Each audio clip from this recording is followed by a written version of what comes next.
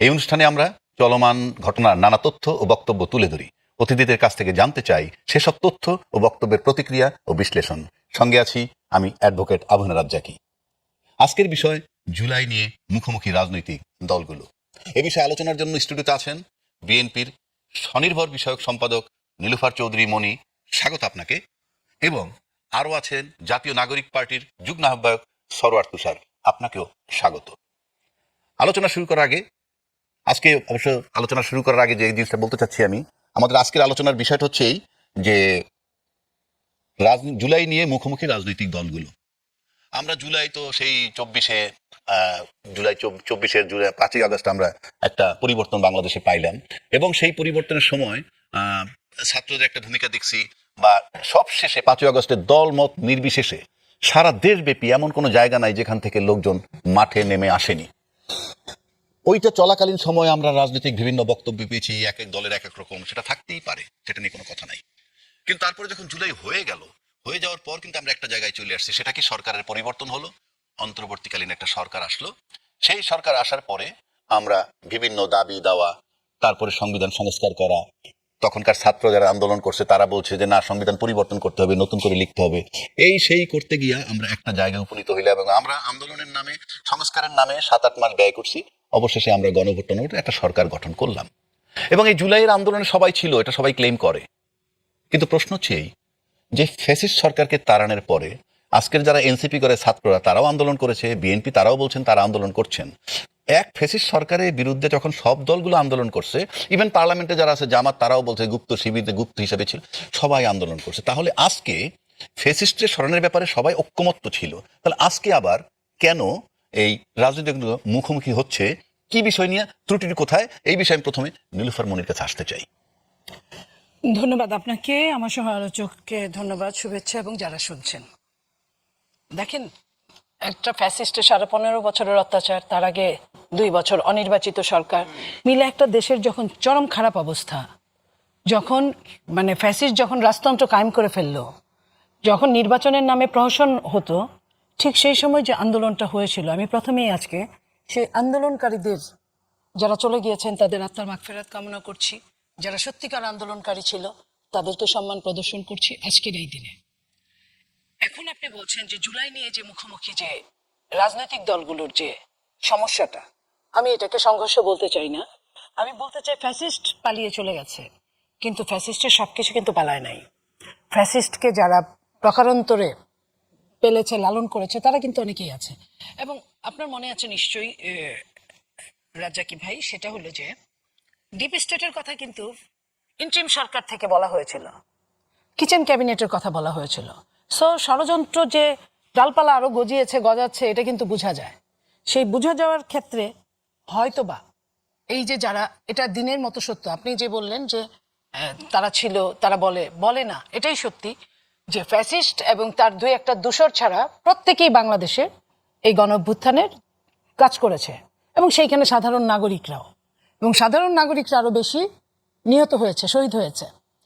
তো সেই জায়গা থেকে আমি বলতে চাই যে যারা নেপথ্যে কাজ করছে এই জায়গাটায় দ্বন্দ্ব লাগিয়ে দেওয়ার জন্য, আমি প্রথমে তাদেরকে বলবো যে তাদেরকে শনাক্ত করা উচিত।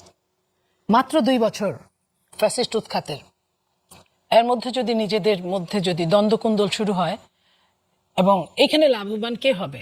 ওই ফ্যাসিস্টরা লাভবান হবে, যারা ষড়যন্ত্রকারী তারা লাভবান হবে।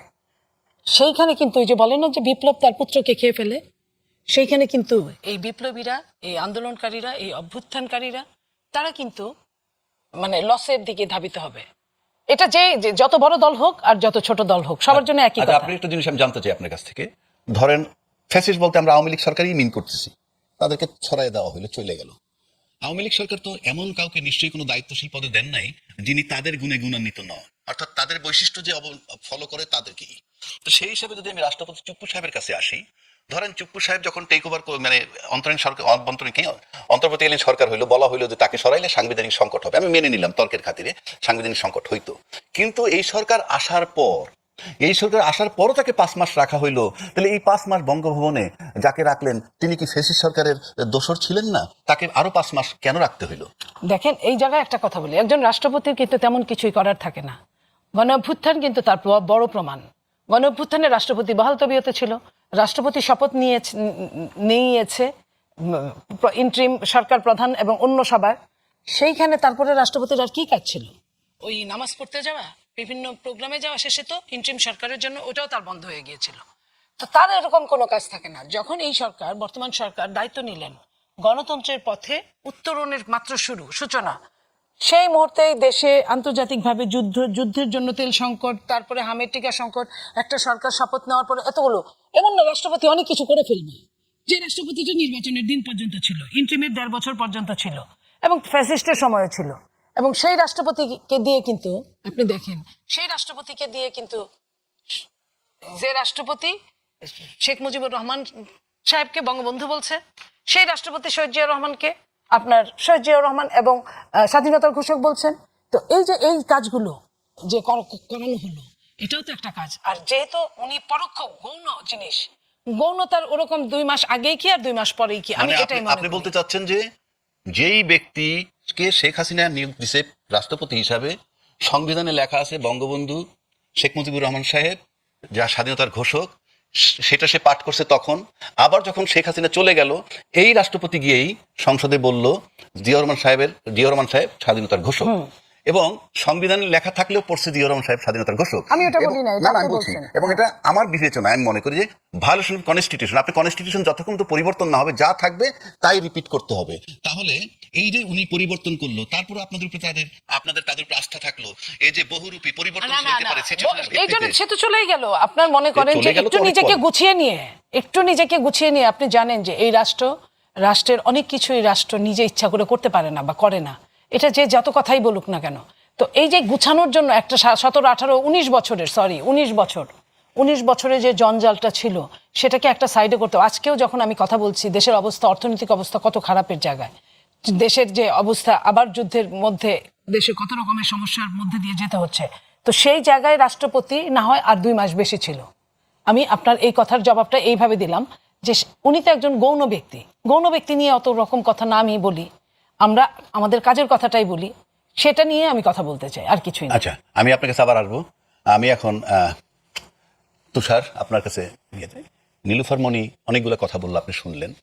আমি আপনার কাছে জানতে চাচ্ছি এই যে জুলাই আন্দোলনে আপনারা ছিলেন, এই নীলুফার মণিরা ছিলেন, তারপরে যারা গণমাধ্যমে কথা বলছে তারাও ছিল, সোশ্যাল মিডিয়ায় কথা বলছে, নানান কর্নার থেকে এই কথা বলছে।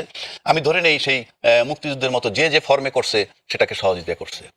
এখন সেইটার পরে একটা ফেসিস্টজমরা সরানোর পরে, ফেসিস্ট সরকারকে সরানোর পরে আপনারা যখন কমন সবাই একসাথে কাজ করছেন, একই কাজ করছেন, তাহলে তো এই আজকের বিএনপির সাথে আপনার এনসিপি, যারা তখন ছাত্র ছিলেন আপনার এনসিপি করলেন, তাদের সাথে তো একটা মধুর সম্পর্ক হওয়ার কথা, কারণ দুইজনে যৌথ প্রযোজনায় কাজ করছেন। তাহলে আপনাদের ভিতরে এই অমিলটা এখন কেন, বা এই দূরত্বটা কেন? জি, আপনাকে ধন্যবাদ এবং আপনার শুভেচ্ছা। খুবই যৌক্তিক এবং বাস্তবসম্মত কারণেই এই দূরত্ব বেড়ে চলেছে, এবং আমার কাছে মনে হচ্ছে যে এটাতে আগুনে ঘি ঢালার মতো করে আরো কোনো পক্ষ এই যেন এই দূরত্বটা বাড়ে এবং একটা সংঘাতের দিকে রাজনীতি চলে যায়, সেই জন্য চেষ্টা করে যাচ্ছে। দুটোই কারণ। একটা হচ্ছে যে আমাদের সাথে বিএনপির ওই সময়ের ঐক্যটা ছিল, সারা বাংলাদেশের মানুষ আসলে ফ্যাসিবাদ বনাম জনগণে বিভক্ত হয়ে গেছিল। এক পক্ষে ফ্যাসিবাদ, অন্য পক্ষে বাংলাদেশের জনগণ, কে কোন রাজনৈতিক দল, কার কি ধর্ম, এসব তখন বিবেচ্য হয় নাই। কিন্তু যখনই তারা চলে গেছে, মানে ফ্যাসিস্টটা চলে যাওয়ার পরে আপনি এখানে আবার একটা ডেমোক্রেটিক প্রসেস আমরা শুরু করার জন্য চেষ্টা করেছি। একটা নির্বাচন হয়েছে, নির্বাচনের মধ্যে দিয়ে সরকার এবং বিরোধী দল হয়েছে, ফলে স্বাভাবিকভাবেই এখানে তো পার্থক্য থাকবেই, এবং সেটা তো আমরা নতুন করে অন্তর্বর্তী সরকারি আমলে সংস্কার প্রশ্নে, এটা হচ্ছে মূল, আমি মনে করি যে পয়েন্ট অফ কন্টেনশন, যেটাতে আমাদের সাথে বিএনপির একটা বড় ধরনের মত পার্থক্য তৈরি হয়েছে। এবং সেটা আপনি যদি এই গত পরশু সম্ভবত যদি বিএনপির বর্তমান মাননীয় স্থানীয় মন্ত্রী ও বিএনপি মহাসচিব বর্ষীয়ান রাজনীতিবিদ মির্জা ফখরুল ইসলাম আলমগীরের সাক্ষাৎকারটা পড়েন, প্রথম আলোতে তিনি একটা সাক্ষাৎকার দিয়েছেন, সেখানেও কিন্তু ব্যাপারটা স্পষ্ট। তারা যেভাবে চিন্তা করেছেন, তারা যেভাবে রাজনীতিকে কল্পনা করেন, আর এই গণতান্ত্রিক এবং রেভলিউশনারি একটা অ্যাসপিরেশন নিয়ে যারা পলিটিক্সে এসেছে তরুণরা, তাদের চিন্তার মধ্যে অনেক পার্থক্য আছে। তিনি কিন্তু খুব গুরুত্বপূর্ণ স্বীকারোক্তি করেছেন, যেটা আমরা অনেক দিন ধরে বলে আসছি, কিন্তু কেউ আমাদের কথাটা পাত্তা দেয়নি। এখন তিনি নিজেই ওই স্বীকারোক্তিটা করলেন, একটা কি, যে ছাত্ররা জাতীয় সরকারের প্রস্তাব দিয়েছিল। তা আপনি ঐক্যের কথা বলছেন, ঐক্যের সবচেয়ে ভালো ফর্মুলা কি? অন্তর্বর্তী সরকারের সময় তো আমাদের ফ্যাসিস্ট চলে গেছে, আর কারোর সাথে কারো বিরোধিতা নাই, আমরা তখন একটা ঐক্যের সরকার করতে পারতাম। এবং বিএনপিরও এটা কিন্তু একটা রাজনৈতিক অঙ্গীকার ছিল আগে থেকেই, যে আমরা জাতীয় সরকার করবো। সেই মোমেন্ট যখন এসছে, তখন আপনি কলটা ধরতে পারলেন না। মানে আপনি ট্রেনে উঠতে চাইলেন, কিন্তু যখন ট্রেনটা আসছে তখন আপনি ওই ওয়েটিং রুমে বসে থাকলেন। তো সেই সময় ছাত্ররা, মির্জা ফখরুল ইসলাম আলমগীর স্বীকার করেছেন যে তারা জাতীয় সরকারের প্রস্তাব দিয়েছিল, আমরা তখন অন্তর্বর্তী সরকারের কথা বলেছি এবং ক্যান্টনমেন্টে ছাত্রদেরকে বাদ রেখেই, ছাত্ররা কিন্তু ক্যান্টনমেন্টে যায়নি, তাদেরকে বাদ রেখে অন্তর্বর্তী সরকারের পরিকল্পনা হয়ে গেছে এবং বঙ্গভবনে গিয়ে 3 জন ভুয়া সমন্বয়ককে নিয়ে গিয়ে আপনার ওখানে এক ধরনের অ্যারেঞ্জমেন্ট ডিজাইন হয়ে গেছে এবং সেখানে কিন্তু প্রফেসর ডক্টর ইউনুসও আপনার পরিকল্পনার মধ্যে ছিল না। এগুলো খুব ইম্পর্টেন্ট, এখানে মনে করে দিচ্ছি। ছাত্ররা তারপর ডক্টর ইউনুসের নাম প্রস্তাব করেছে এবং এখন আপনি একজন রাজনীতি সচেতন এবং আইনের মানুষ হিসেবে আপনি বলেন যে যে পরিস্থিতিটা আমরা পার করে এসেছি, প্রধান উপদেষ্টা হিসেবে যিনি দায়িত্ব পালন যিনি এসেছিলেন মানে অর্থাৎ প্রফেসর ইউনুস, তিনি ছাড়া আর দ্বিতীয় একজন ব্যক্তির নাম বলেন যিনি জাতীয় মানে দেশীয় এবং আন্তর্জাতিক আঞ্চলিক এই সকল ষড়যন্ত্র মোকাবেলা করতে পারতেন না। এমনকি বিএনপির মতো এত বড় একটা দল, তারা তো দায়িত্ব নিতে চায় না ওই পরিস্থিতিতে, এই কারণে তারা জাতীয় সরকারের কথা মানে রাজি হয় নাই। ফলে প্রধান উপদেষ্টা, তার মানে কি ছাত্ররা রাজনৈতিক চিন্তায় তো অনেক অগ্রসর ছিল, এই কারণে তারা সবার পরিকল্পনার বাইরে একজনের নামকে তারা এটুকু ড্যামেজে তারা কন্ট্রোল করতে পেরেছে, বাকিটুকু পারে নাই, এটা স্বীকার করে না ভালো। অর্থাৎ তাদের সেটা অভিজ্ঞতার অভাব ছিল এবং তাদের সেই শক্তির অভাব ছিল ওই সময়। ছাত্রশক্তি মানে ছাত্রদের শক্তিটা সেই সময় যে আমলাতন্ত্র, সেই সময় যে সামরিক বাহিনী, সেই সময় যে রাজনৈতিক দল, তাদের তুলনায় অবশ্যই দুর্বল ছিল, এটা বলতে হবে। কিন্তু তবু তারা কিন্তু প্রধান উপদেষ্টা হিসেবে ডক্টর মোহাম্মদ ইউনূসের নামটা মানে পাশ করাতে পেরেছিলেন। কিন্তু ওই যে এই যে আপনার বঙ্গভবনে গিয়ে শপথ নেওয়া এবং এই যে পুরো ডিজাইন, এটা কিন্তু রাজনৈতিক দলগুলো চাওয়াতেই হয়েছে। সেটা ওই সাক্ষাৎকারে একেবারেই দিবালোকের মতো স্পষ্ট। এটা নিয়ে আমি মনে করি একটা ঐতিহাসিক দলিল হয়ে গেছে এটা, ওনার যে সাক্ষাৎকারটা। ফলে তখন থেকে কিন্তু দেখবেন আপনি যে এরপরে যে ছাত্রদের যে দাবিগুলো সংবিধান কেন্দ্রিক, রাষ্ট্রপতি কেন্দ্রিক, সংস্কার কেন্দ্রিক, এইখানে কিন্তু দূরত্ব বাড়তে থেকেছে। এবং আপনি তো নিশ্চয়ই খেয়াল করেছেন যে এই যে যিনি রাষ্ট্রপতি ছিলেন, আমি ওইটাই আসতে, এই যে রাষ্ট্রপতি যিনি ছিলেন, আমি দেখেছি যে তখন রাষ্ট্রপতিকে অপসারণ করার জন্য আপনারা বঙ্গভবনমুখী হয়েছিলেন, প্রচন্ড চেষ্টা করেছেন, মানে ব্যর্থ হয়েছিলেন কেন তখন? কারণ হচ্ছে যে আপনারা তাকে ফ্যাসিস্টের দোষর হিসেবে চিহ্নিত করলেন, যখন নীলুফার মনি বললেন যে তার তেমন কোনো রোল নাই সাংবিধানিক ভাবে, সুতরাং সে মানে এমন ক্ষতিকারক কিছু ছিল না। কিন্তু প্রশ্ন হচ্ছে রাষ্ট্রপতি তো সশস্ত্র বাহিনীর প্রধান, সেই সব যদি করেন আরো কিছু দায়িত্ব তার আছে, এই ধরনের সে কারণে আপনার থেমে গেলেন কোথায়, বাধাপ্রাপ্ত কোথায়? এই ধরনের এক্সেপশনাল, বাংলাদেশের রাষ্ট্রপতি পদটা অনেক ক্ষেত্রে অর্নামেন্টাল, কিন্তু এই ধরনের এক্সেপশনাল পরিস্থিতিতে রাষ্ট্রপতি অনেক পাওয়ারফুল, এটা আপনি খুব ভালো করে জানেন। এবং তিনি চাইলে জরুরি অবস্থা জারি করতে পারেন। এবং যে উপদেষ্টা সরকারটা গঠিত হয়েছিল, তিনি চাইলে ফু দিয়ে এটা উড়িয়ে দিতে পারতেন যদি তাকে অন্যান্য শক্তি, অর্থাৎ ধরুন যে রাজনৈতিক শক্তি সে বিএনপি এবং সামরিক বাহিনী যদি সাপোর্ট দিত, তাহলে তিনি কিন্তু উপদেষ্টা সরকারকে ফু দিয়ে উড়িয়ে দিতে পারতেন। কিন্তু কেন পারেন না? কারণ জনগণের সাপোর্ট ছিল, ছাত্রদের সাপোর্ট ছিল, এই কারণে পারেন না। কিন্তু এটা পারার মতো ওই নির্বাহী কর্তৃত্ব তার কাছে চলে এসেছিল। এই কারণে আমরা বলেছিলাম যে তাকে সরানো দরকার। তখন বিএনপি কি করলো? সাংবিধানিক ধারাবাহিকতা এই সমস্ত খুবই খোঁড়া সব যুক্তি দেখালো। এবং আমরা দেখিয়েছি যে বাংলাদেশের ইতিহাস থেকেই এই ধরনের পরিস্থিতিতে স্পিকার না থাকা অবস্থায় কিংবা স্পিকারকে বাইপাস করে প্রধান বিচারপতির কাছে রাষ্ট্রপতি পদ হস্তান্তর করেছেন বা পদচ্যুত হয়েছেন, পদ ছেড়ে দিয়েছেন, পদত্যাগ করেছেন, এরকম অনেক ইতিহাস আছে। যেমন আপনার খন্দকার মোশতাকের সময় এরকম হয়েছে। খন্দকার মোশতাক যখন ক্ষমতা ছেড়ে দিচ্ছেন, তখন তিনি কিন্তু আপনার স্পিকারের কাছে ক্ষমতা ছাড়েন নাই, তিনি ছেড়েছিলেন তৎকালীন প্রধান বিচারপতি সাইম সাহেবের কাছে। এটা একটা উদাহরণ। এরকম কিংবা এই ধরনের এক্সেপশনাল পরিস্থিতিতে আপনি রাজনৈতিক ঐক্যমত থাকলে যে কোনো সিদ্ধান্ত নিতে পারতেন। আপনি প্রধান বিচারপতি বসিয়েছেন কোন ফর্মুলায়?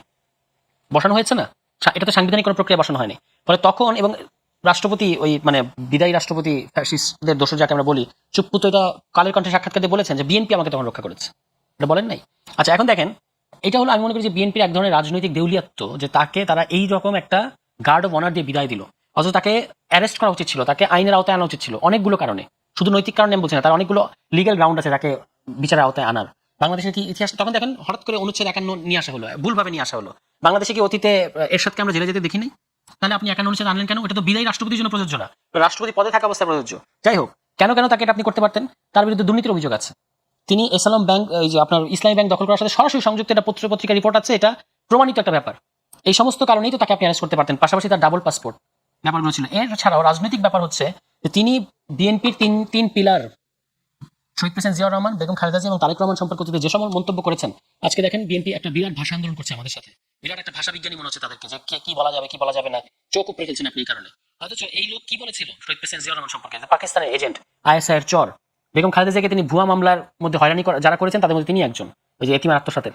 আপনার তারেক রহমান সম্পর্কে উনি অশ্রাব্য ভাষায় কথা বলেছেন, যে শব্দ ব্যবহার করেছেন, এটা আমি এই অন রেকর্ড উচ্চারণ করতে চাই না। আচ্ছা, আমি আপনাকে একটু থামাচ্ছি, আপনার এই বিষয়টা ধরে আমি নীলুফার মনির কাছে একটু আসতে চাই।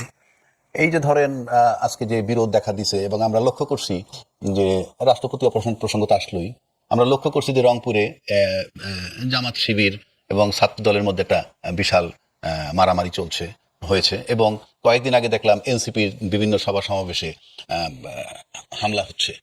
ছাত্রদল বলছে যেগুলো তারা করে নাই, সাধারণ জনগণ করছে। তর্কের খাতিরে ধরে নিলাম সাধারণ জনগণ করছে। সাধারণ জনগণ করবে কেন? তাহলে ল এনফোর্সিং এজেন্সির কাজটা কোথায়? এক, দুই, যে সমস্ত কথাগুলো বলা হচ্ছে নাসিরউদ্দিন ওরা বেয়াদব, ভাষা খারাপ, ইত্যাদি ইত্যাদি, সেটা কি রাজনৈতিকভাবে যদি গ্রহণযোগ্য না হয়, কোনো আইনি কাঠামোতে কেন এনে তাদেরকে আইনের আওতায় না এনে অন্য যারা হামলা করতেছে সেখানে নিন্দা না করে, মানে মবটা চলমান এখনো কিনা সেটা আমি জানতে চাচ্ছি।